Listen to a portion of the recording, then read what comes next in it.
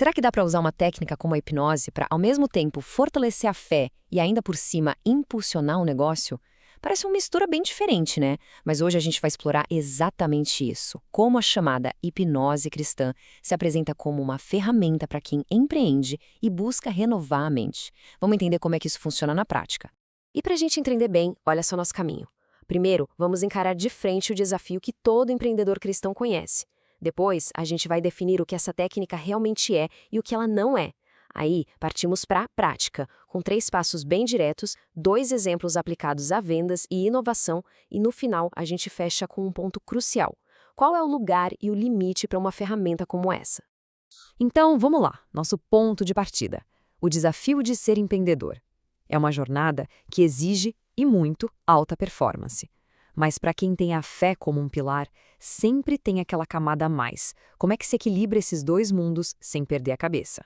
Essa é a pergunta de $1 milhão, não é mesmo?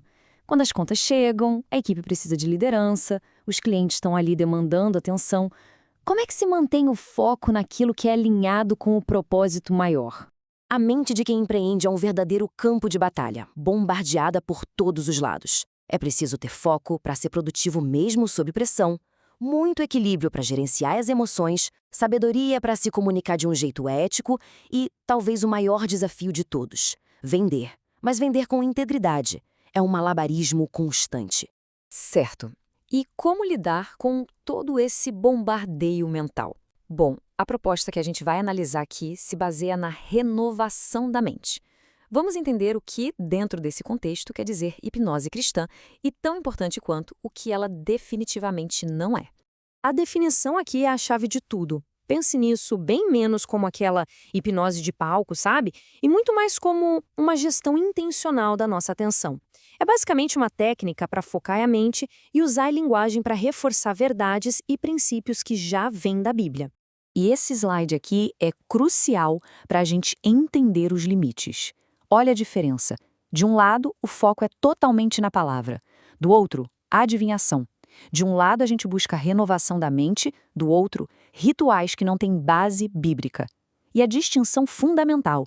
A base aqui é a sugestão ética e nunca, jamais, a manipulação. A fronteira é bem clara. E a base para essa ideia toda é profundamente bíblica, não é algo novo. Esse versículo de Romanos é o pilar de tudo. O conceito de transformar pela renovação da mente é um princípio central da fé cristã. A técnica, então, se apresenta como um método para a gente aplicar esse princípio de um jeito mais prático no dia a dia. Tudo bem, vamos para a parte prática, então. Como é que isso funciona na correria do dia a dia? Aqui estão 3 passos bem iniciais focados em aumentar a produtividade. O processo em si é bem simples. Começa com a respiração, conectando esse ato a uma verdade bíblica, como a de Gálatas 2:20. Depois vem uma declaração silenciosa, interna, como a de 2 Coríntios 5:17, para afirmar a identidade. E por fim, com a mente já mais calma e focada, a gente direciona essa clareza toda para a próxima tarefa prática do negócio. Simples assim. Agora vamos ver como isso se aplica numa área que é super crítica: vendas. Como vender sem aquele sentimento de que se está manipulando alguém, mas sim de que se está servindo com total integridade?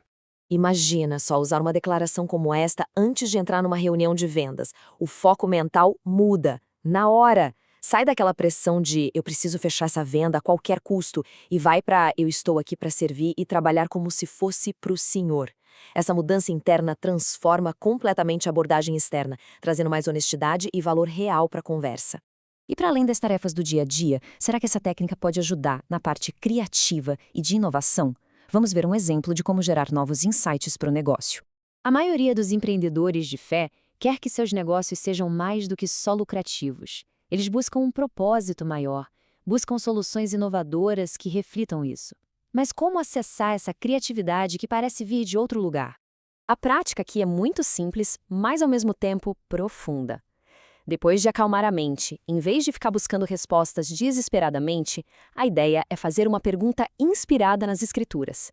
Uma pergunta como essa, baseada em Isaías, ajuda a silenciar todo o ruído externo e abre espaço para a gente perceber novas oportunidades e ideias.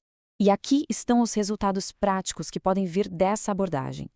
Acessar esse estado de quietude e fazer a pergunta certa pode destravar inovações em produtos, ajudar a simplificar processos, revelar diferenciais competitivos e até oferecer novas saídas para problemas antigos. Agora, a gente chega num ponto que é fundamental. É importantíssimo entender que estamos falando de uma ferramenta. E toda ferramenta tem um propósito e, claro, limites éticos bem definidos. E aqui está, talvez, o ponto mais importante de todos. A técnica organiza a atenção, acalma a mente, coloca a casa em ordem, mas é a fé que dá a direção, o propósito, o caráter. É crucial entender que isso é apenas uma ferramenta de apoio e nunca, em hipótese alguma, um substituto para as práticas essenciais como a oração, o estudo da palavra e a comunhão. E com isso, a reflexão final não é nem sobre a técnica em si, mas sobre o que vem depois dela.